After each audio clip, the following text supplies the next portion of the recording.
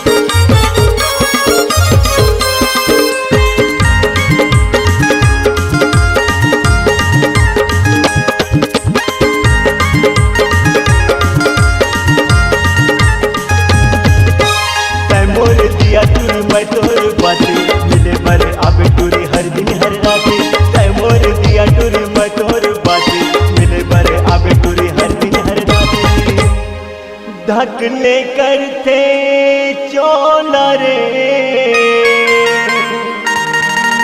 का जादू डारे तय मोला रे ये चंदनी गोंदा रे का जादू डारे तय मोला रे ये चंदनी गोंदा रे का जादू डारे तय मोला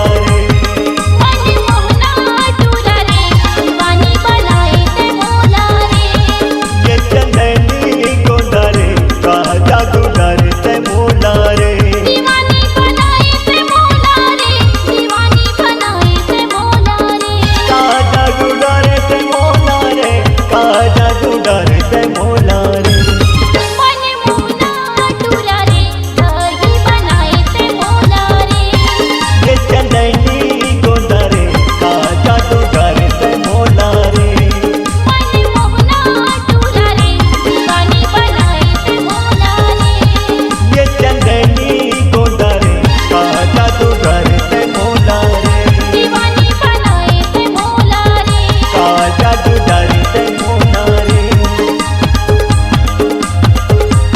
दीवाना बनाए ते मौला रे, दीवानी बनाए थे मौला रे।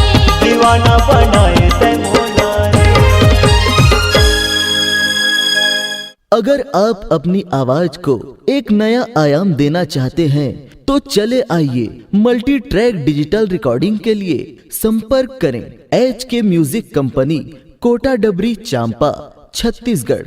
मोबाइल नंबर है 9329238487 और 8085380339।